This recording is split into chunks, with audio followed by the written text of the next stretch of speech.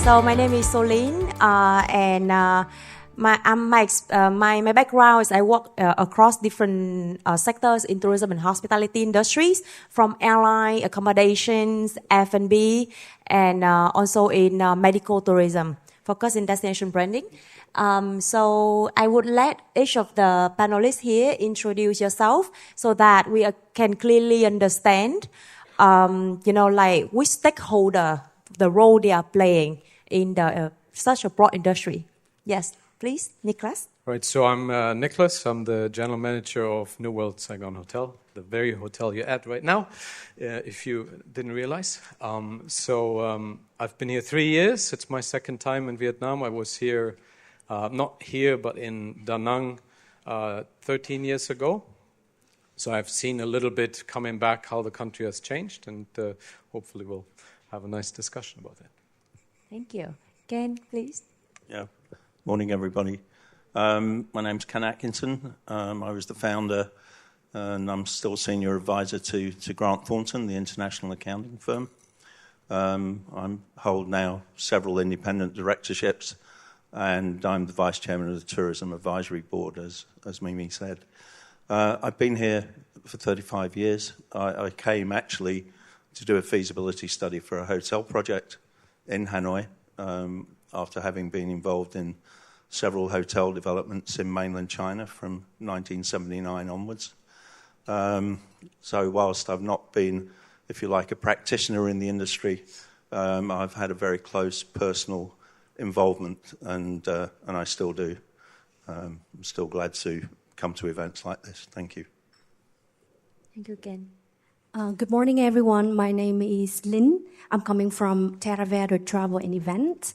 I actually think service is in my natural blood. I started to be in a hotel when I was 8 with my father used to be a general manager.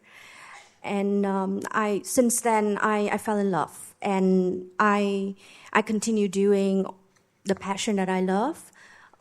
From starting school in hotel business and specialize in MICE, meetings, incentive, conference and exhibitions, and I specialize in that very segment until today with Theravada, which is 20 years this year. Thank you very much. So we have Nicholas representing here from the service side, as in the hotel side. Then we have someone from like Ken from the investment side, and also Linh from the destination management side, right? So let's have the conversation. So I was planning this to divide into 3 main key points. The first one gonna be positionality of Vietnam. We talk about ESG, sustainability, development, but where is Vietnam in the current landscape? Then the second part, we'll talk about a case study, either Bên Hành Market or Hội An, but related to your business. And final discussion part, gonna go back to investment side and stakeholders that related. Right, so for the first one, we're gonna talk about where is Vietnam. Has Vietnam been, the current position of Vietnam tourism sector, and if the country has been balanced the economic ambitions with cultural integrity and also environmental sustainability. So, do you think Vietnam tourism, looking for the past decade and toward the future, can Vietnam tourism scale without sacrificing environmental sustainability and, cultural aspect as well? What are your thoughts about this? I think it can, but it has to start changing some things from now on, right? When you look at, sustainability, I think there's certain places that have perhaps become a little bit overdeveloped, and in the wrong way. Look at the beautiful island of Phu Quoc. You have something that looks like Amalfi Coast. Not sure how authentic that is, and whether that's something you need in the long term. We're going to talk about Hội An later. Places becoming overrun. We have Bên Thanh Market next to us, and quite frankly, I don't recommend it to any of our guests anymore. Some certain people like to go there for cheap shopping, but it's not an enriching experience as such, right, for most travelers.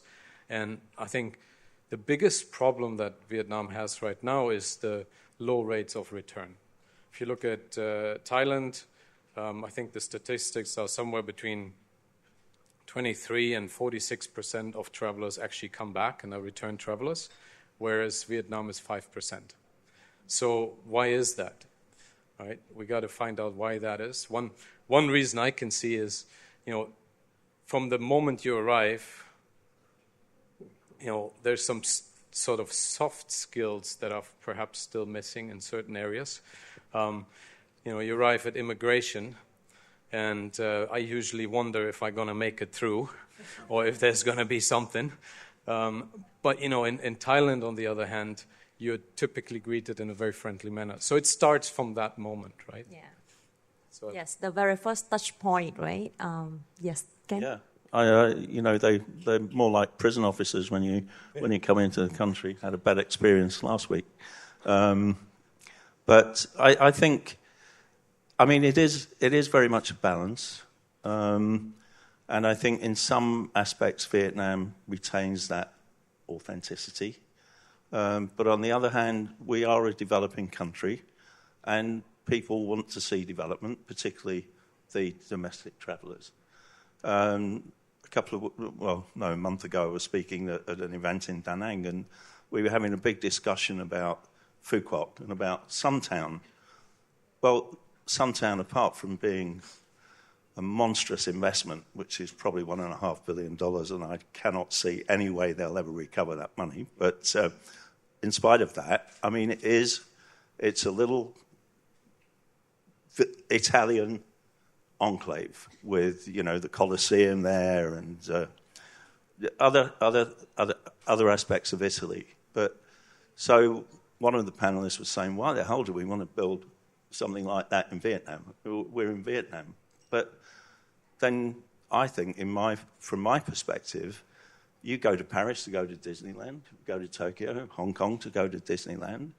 But it gives the locals the opportunity to experience something they might never otherwise experience. So I think that's either for or against discussion.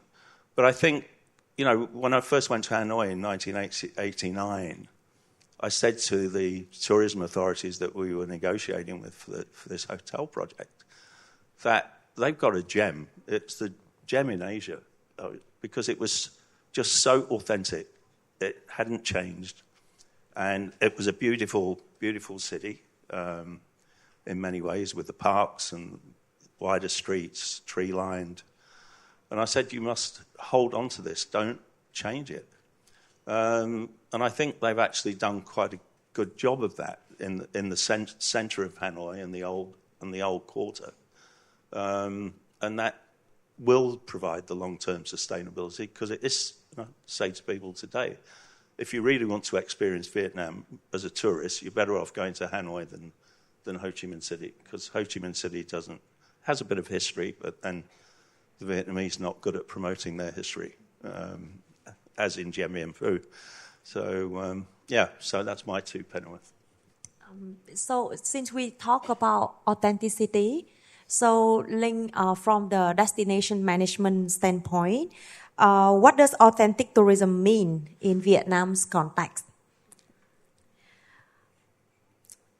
I think we just celebrated 50th anniversary of reunification, and you could see, streets full of people. We Vietnamese are so proud, right?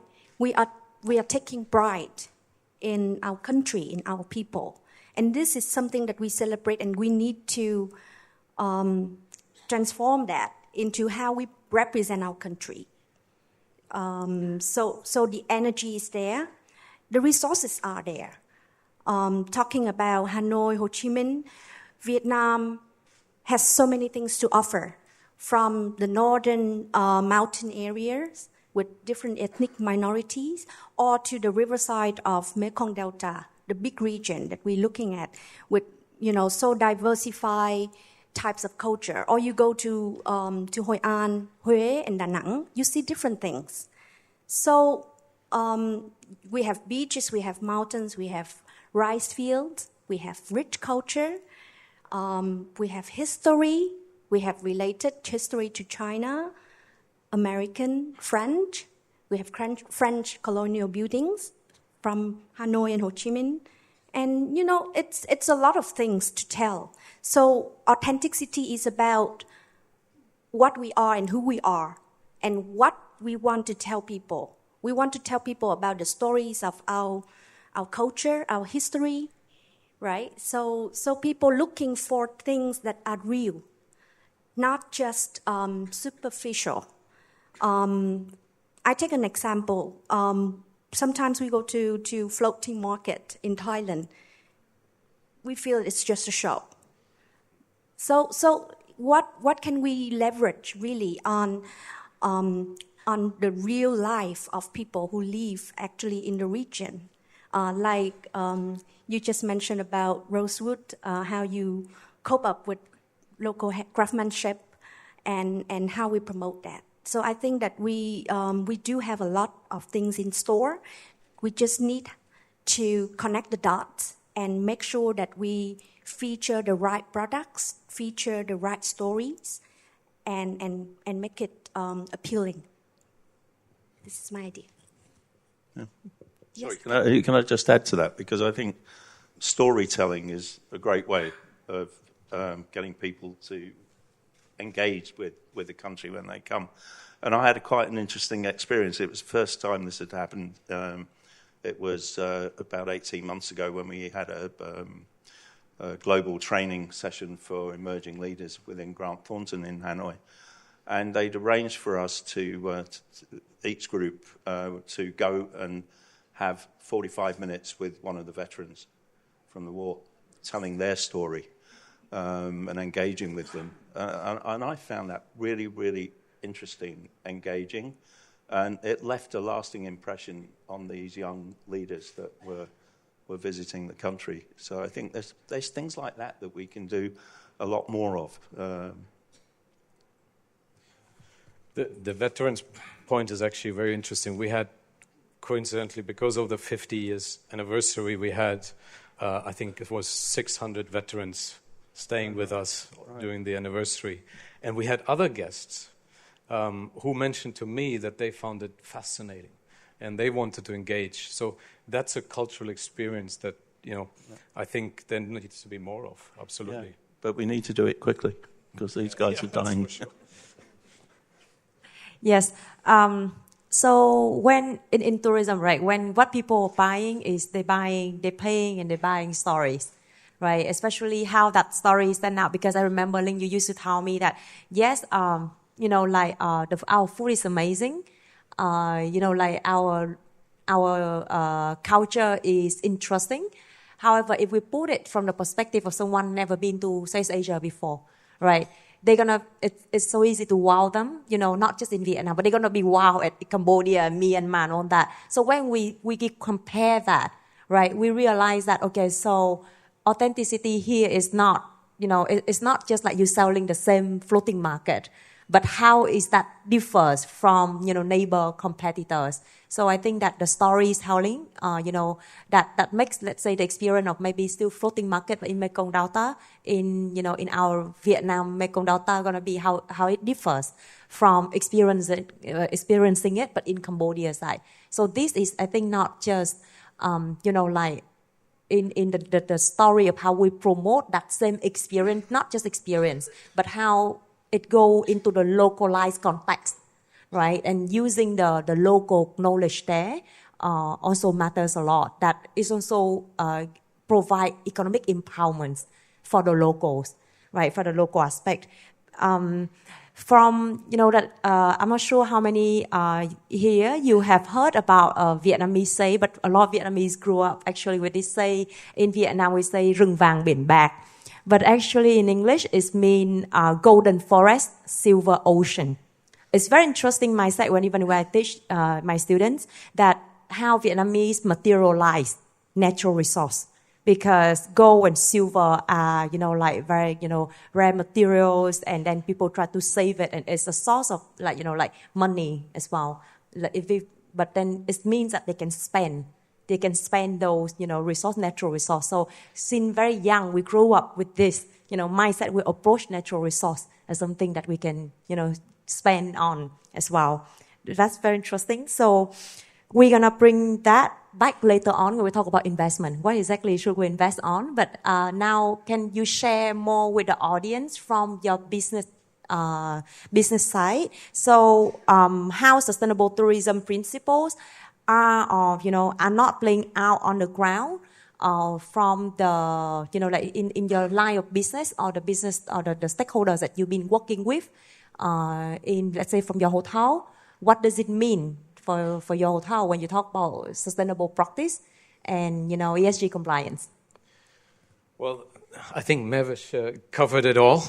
But so we're lucky to be among the impact trailblazers in Rosewood Hotel Group, and as such we do more than I think the average hotel. We do communicate about it, but perhaps not enough. And it starts with very small things. For example, if you go to our bar to Whisper, there's a fish rice cracker. That's the bar snack. And that's actually produced by a third-generation family. And we are buying it so that they don't go out of business, right? So we're keeping that tradition alive. So that's one of the stories we can tell. One of the bigger achievements for us is we've reduced garbage going to landfill to 93%, right? So only 7% of our garbage actually goes to landfill. And I think the difficulty was that there's so many little players that you have to arrange, and I think Miss Yun, our sustainability manager, is there. So she's very active in finding all these little players that take one product and recycle this. For example, we're working with a company called Lagum, and they take all our Tetra Paks, which we heard about earlier, the problems with that, and they basically recycle it into plastic goods, hangers, and so on, so they can have a second life. So it's an ongoing effort. We're not perfect. There's a lot of things we still struggle with. We still have boilers that we're hopefully going to change to heat pumps this year. We're going through that project. But it's self-driven, right? There's some government inspections here and there on sustainability, but it's really because it's our purpose, it's what we do, right? So I think there needs to be perhaps a more government framework that's putting more pressure on businesses to make it their duty. Thank you. How about you, Linh? So we actually are the middle person between when it comes from suggestion in terms of itineraries, in terms of where to go, which kind of hotel that our guests would like to stay. So we normally we work mostly with European and English-speaking markets, and our clients really care about the impacts that they leave whenever they go for a destination. So what we have to handpick our partners who really practice sustainability and long-term objectives. So if we have to choose a hotel, perhaps if we want to go to a remote areas, we would look for partners who are working on eco-lodges, sustainable practice. They do have certain system and apply clearly what they would leave behind for their, for example, waste management, renewable energy, or the impact on the local region. So if they are having enough engagement to employ the locals, so these are we do checklists when we do inspection. so that we can make sure that we actually communicate very clearly as well to our partners that these are the values, these are the criteria that we are looking at, and try to support. So I remember 20 years ago when we did the homestay in Mekong Delta, we actually went to the families and really talked and actually supported them to make sure that they understand the way we understand our client expectation, and to make sure that we make arrangement in terms of food or in terms of hygienic areas, and support them back so that we can give back to the community, and they can have another option to take on when it comes to featuring their homes and their beautiful areas to others. So yeah. I think when we start talking about green and the changes that hotels in particular are making, obviously this was the first foreign land-based hotel in Vietnam. So you've got a big challenge because we weren't even thinking about sustainability or green growth or whatever you want to call it back in those days. So the new hotels, of course, are at a huge advantage. But listening to your story and just coming into the hotel and you see glass bottles rather than plastic bottles and pencils rather than ballpoint pens that are plastic, you can immediately see that there's an effort here to actually. There's a lot of small things you can do that make an impact. Yes, but so my point is, I wish you would publicise those more, so that as a consumer or a visitor when you're selecting a hotel, I think more and more the younger generation in particular will be looking at what is this hotel doing in terms of sustainability. And I think ultimately, if you're not doing enough, you're going to lose a lot of business. So I really admire what you're doing. I think it's great. And then the interaction with the community as well. I think these are things that people will start to focus on more and more as they choose their hotels that they're going to stay in. Yes. So I heard from Niklas about the corporate values, right? The hotel and your group is believe in and running, and that's the force behind all of this effort. But there's still a lot of little things, right? Also, your sustainability manager go to look for the items that you were mentioning. Orling, you were saying that you have to handpick. It sounds like a lot of efforts in here as well. So I try to to bring the discussion toward like ESG. Does it cost a lot, or how do you approach this?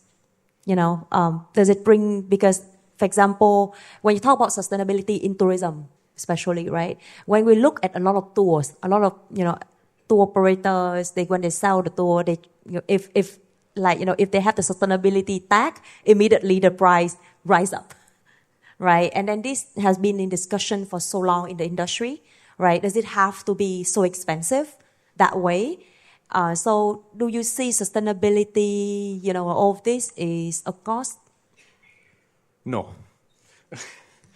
I think it's an investment, number one. And a lot of things, even bigger projects don't need to cost much. There's a lot of things that are effort-based, number one. But for example, we just installed solar panels on all surfaces where we can possibly install solar panels. And we worked with a company called X Solar.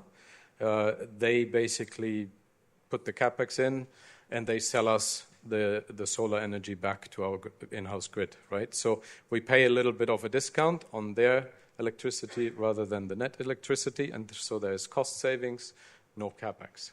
And there's solutions, and there's companies out there that are trying to do or come up with solutions that are easy to deploy, right? The other thing, the waste diversion from landfill that I mentioned earlier, that's all effort. there's no cost. It's just a change in culture. It takes really embracing your team, talking with your team, having examples of why it's important, doing a lot of training, making it a day-to-day topic, putting a sustainability manager in place who drives it also, and then step by step. We didn't get to 90% overnight. It was a 1.5-year process, right? We started, I think when I arrived, we were at 20% or something. It was very, very low. And so over time, we found all these little players that could, take the batteries, take the cardboard, take the wet food that's left over, take the plastic, and we separate everything in-house. And, so we got there over time. And now the team embraces it, right? So it's a cultural change that can make a huge impact. And it's investment for the future because our guests expect it, right? I spoke to a senior leader of a very big pharmaceutical company the other day, and he's saying, look, he used to fly for a day here, a day there, weekend here, because he needs to go many different locations. And now his company is saying, no, you got to watch your carbon footprint, right? And so it's only a matter of time until that trickles down to us because he's staying here, right? So it's smart business. Yeah. I think we talking about that. I think I normally ask myself a question every time I do things that what would I leave behind for the next generation?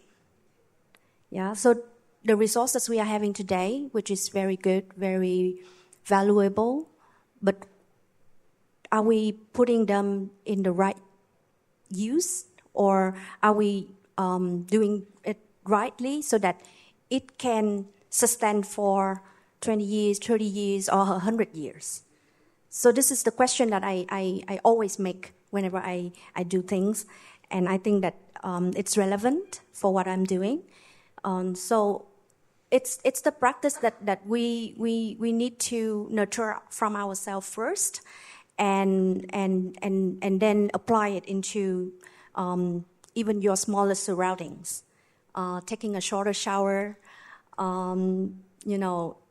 less plastic use, or propose and educate your children, or your team or your partners, just to make sure that we do the right impact. So it starts with a very little thing. Yeah, I'd agree with that, and I'd agree with Nicholas that, it's not a cost, it is an investment. And for non-accountants, including myself, but I've learned a bit more about it. If you invest, it doesn't go to your P&L directly. That cost is amortized through your P&L over a 5 to 10 year period. If you expense, then it goes directly to the bottom line. So this is how I tend to justify it with people when we're having these conversations. It's not a cost, it's an investment, and if you don't make that investment, you will suffer significantly in the longer term. And this all starts with education. I've got my 8-year-old son. He's already focused on these kind of things, and don't throw litter on the floor, or more to his grandparents than his mum. But it's all education, because people were not educated in those areas, So it's just natural to drop litter on the floor. But anyway, that's one of my big beefs, and educating young children who will eventually pull their parents up and their grandparents up for doing the wrong thing rather than the right thing. I guess that's me, education. Yeah, actually, Ken, I have a question for you. When you work with, with Vietnam tourism government, those in charge of tourism initiative, and also with investors, how do you help them to understand the difference differences between sustainability as a trend versus sustainability as structural necessity, right? Because in some region, for example, Mekong Delta, with climate risk, it's a necessity. It's not a trend anymore. It's something optional. So how do you help them realize the difference here? Well, I don't think it starts with people like myself. It actually starts with the architects and the planners and the designers, plus the team from whoever is going to actually manage that hotel. So that all takes place at a very early stage in the development and design of a property. But I think, as I said earlier, we talk about the existing properties. Well, if you're on the coast and you've got a lot of land around your property, then it's easy to make significant sustainable changes. You can start to think about growing vegetables. You can recycle the water a lot easier. You can use the water for the gardens, things like this. But it has to, from a building perspective, construction perspective, it has to start pre-construction. And it has to start with the architect, designers, and the managers of the hotel. Yeah. So, looking at Hoi An, anyone here have never been to Hoi An before? Maybe that question may be easier to ask. So we all know Hoi An, right, as a UNESCO heritage site, but now dealing with over-tourism, resort overdevelopment, right, and even cultural erosion, right? So for Hoi An, right, if we all know and we work in the industry for so long enough and we know what are the challenges that it already been there. So what role do you think the investor should play in shaping, ESG benchmarks and destination development with, areas like Hoi An? And then also, of course, you have the upcoming new destinations that hopefully don't repeat the same mistake. But where you see the roles of investors in this? For all three of you, because you all come from, facility development as well, destination management, and so investment side. Okay, so I was part of the opening team of a hotel there 13 years ago. And it was a very different sort of coastline than it is now. And we used to just go into Hoi An for a nice meal. It was quiet during the day. It was beautiful. And I was back last year, and I was absolutely shocked. Right? It has completely lost its flair, in my opinion. You can't get a decent meal anymore because it's a little bit like, I compare it often to Venice.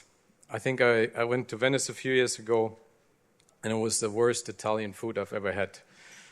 Because it's one-time visit. You have no repeat guests, right? So how much effort are you going to put into actually putting out a good dish, right? Maybe I just went to the wrong place, but that was my impression.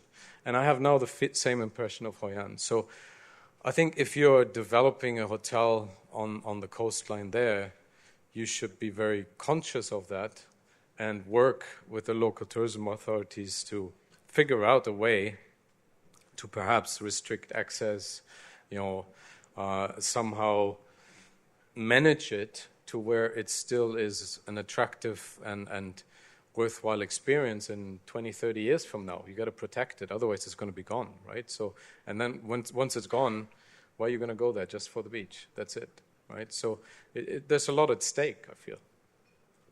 Yeah, and it's got to be a joint effort.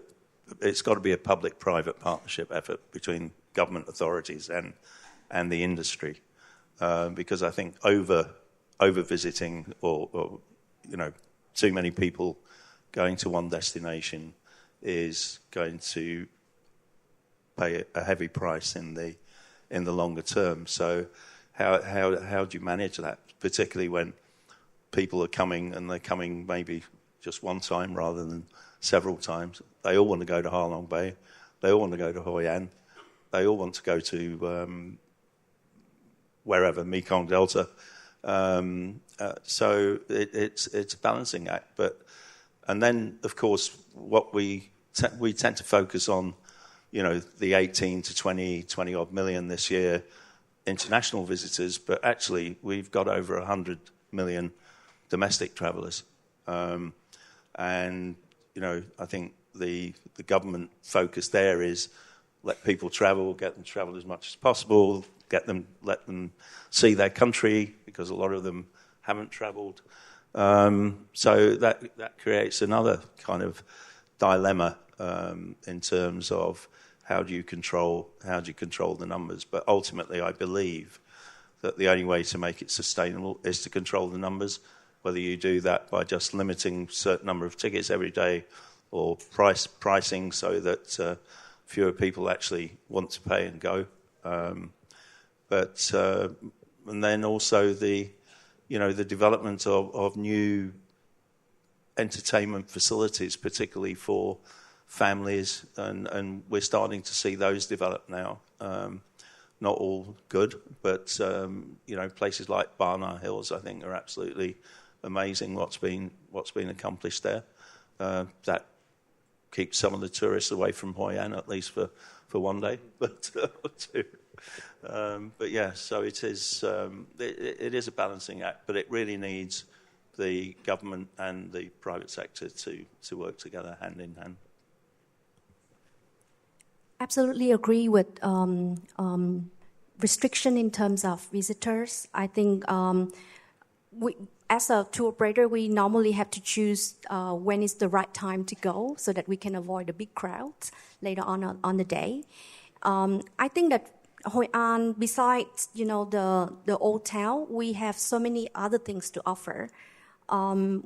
We have so many local workshops on wood carving. It's a very Kim Bong village is actually a very famous wood carving workshop, and there is an investor go there and they actually keep the local handicraft so that it can continue thriving.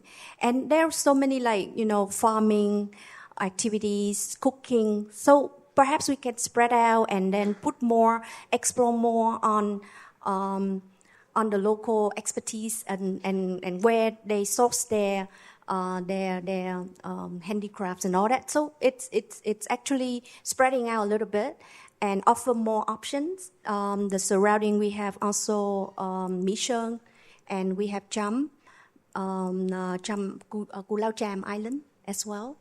So we need to be more creative. Of course, it's a lot of work to put it on. I know there is an investment from Banyan Tree Group. Banyan Group, they actually have a department dedicated to source for local produced handicrafts, and they actually distribute that to all of their hotels. So this is something that we can also both keep the culture and the history of the place, but also putting it to scaling. So just some ideas. Yes. And I think a great example of that is Bac Chang Village in Hanoi, the pottery village. From when I first went there 35 years ago, and what it is now, and it really is geared up for tourists in many ways, but it's still very, very interesting. It's still very authentic, and you can actually do a bit of pottery while you're there. And I think they're the kind of things tourists like to do. And one more thing is I think that we actually don't need more properties. We need more meaningful properties. This is I heard and I read a few years ago on how we should think about when we review a business plan for our investors to look into how you want to build a new property. For example, there are so many potential. If this business plan is according to the ESG purpose, or the architecture or the building is according and planning with the nature in that area. I I don't want to see, a big concrete building in the middle of the field. So we really need to have a joint force in terms of granting license, and perhaps we can actually join force to ask the government to give more tax incentives for those who are having more purpose business plan. So, yeah. Properties with purpose. Love it.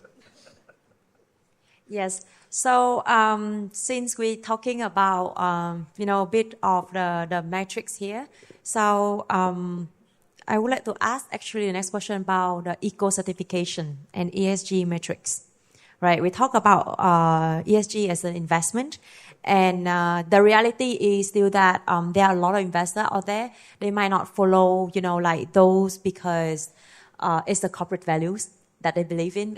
It's a sort of force from external, let's say the market requirements, and also legal requirements as well.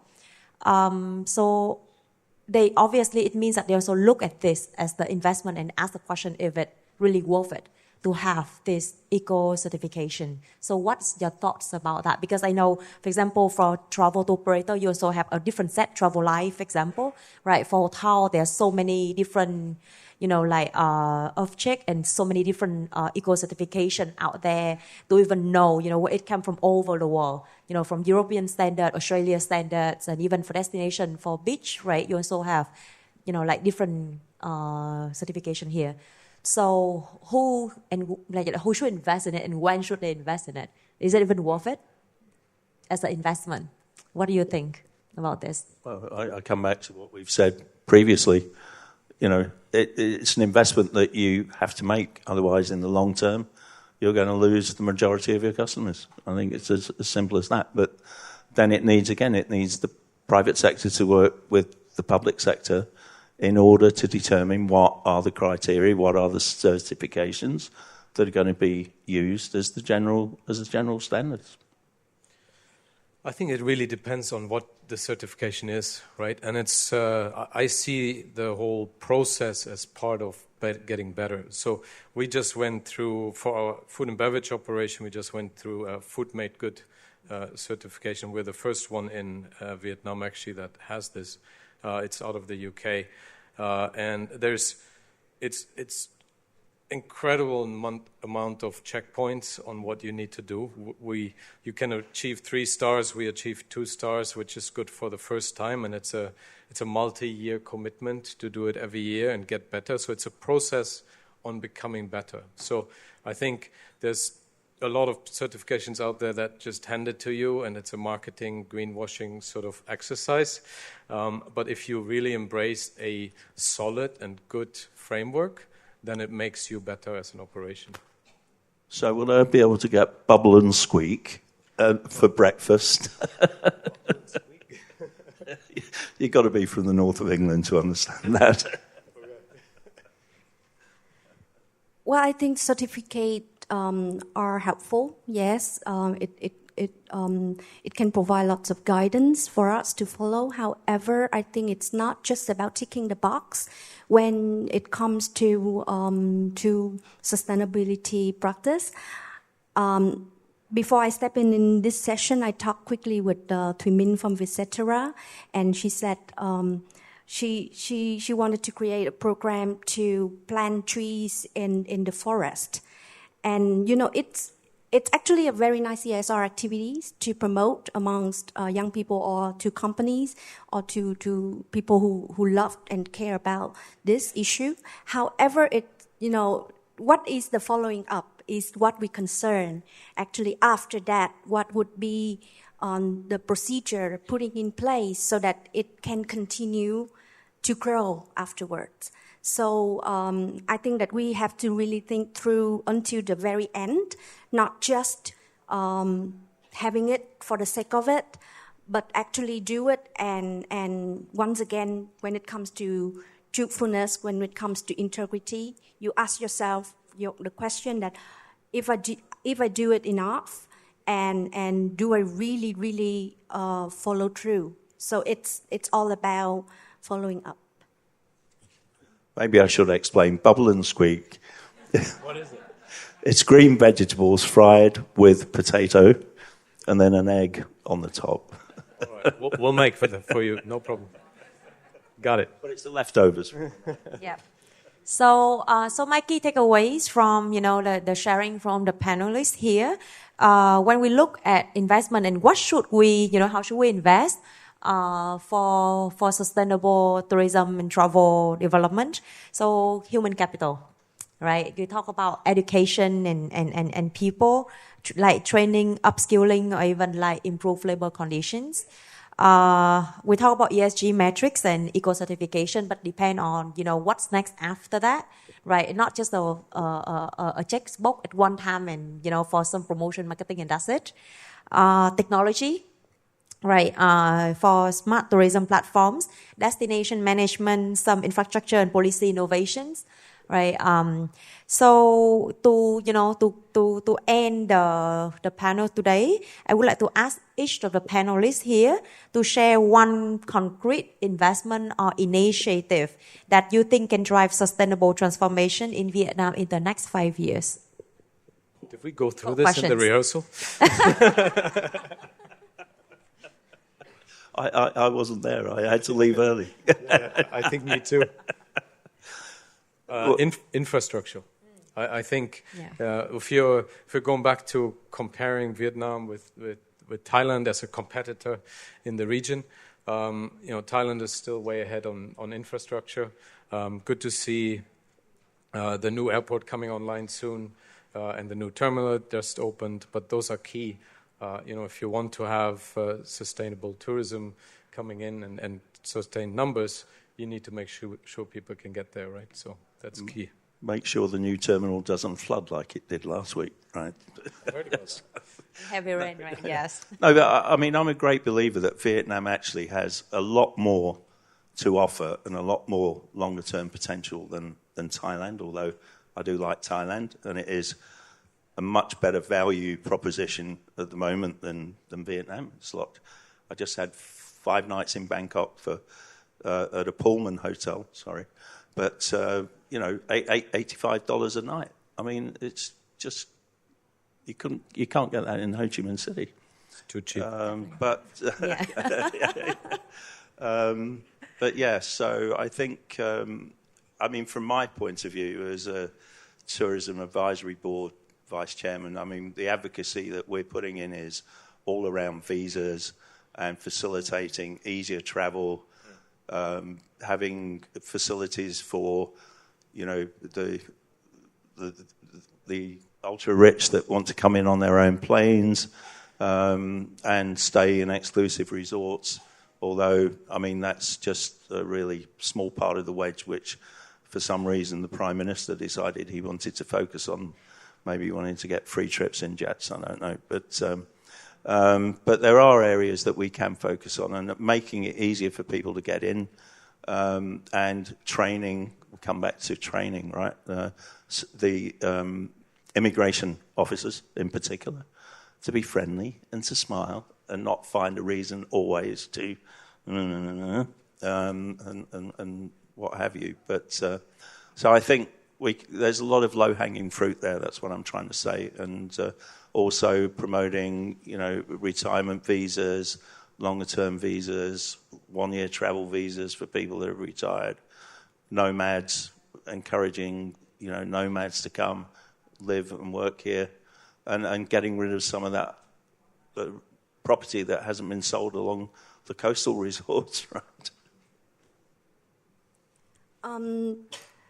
I think destination marketing is also have a lot to do of homework here. If you notice, there is a series called White Lotus in the US at the moment, and all the Four Seasons Hotel and Resort actually team up with HBO to feature many of their properties in Italy, Hawaii, and Thailand, and Koh Samui, Sicily. All destinations have been spiked up with search and with bookings during the seasons. So I think that there are a lot of homework to do with tourism department, with Ho Chi Minh City tourism department as well. So for us, actually, in here, we adopt already a few years ago, we invested in e-bikes.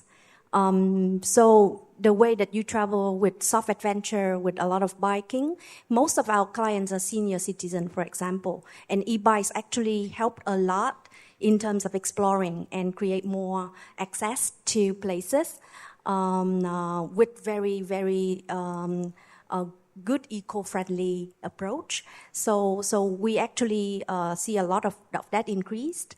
So just adopt a little bit of practice here and there. I think that we can actually slowly go to the goal. Yes. Well, destination marketing is another one of my hobby horses because the Vietnamese government spends less than $2 million a year on destination marketing.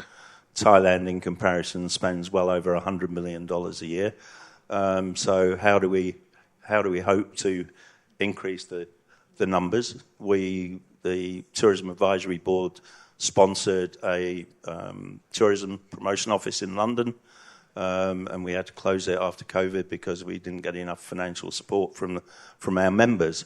But the government could have easily stepped in and funded that. But I mean, I don't know sometimes where their heads are, but and I won't speculate. Yeah, they need to do that with storytelling as well. Good storytelling as well. Yeah. So for to conclude the session here, for the audience and the investors in the room, I urge you to reflect on what kind of Vietnam you would like to visit or invest in by 2030. 5 years probably be enough, right? And then my favorite quote from one of the travel influencer experts in the world is that destination can have tourists, but tourists cannot have the destination. Thank you. Thank you very much. Thank you. Everyone, thank you.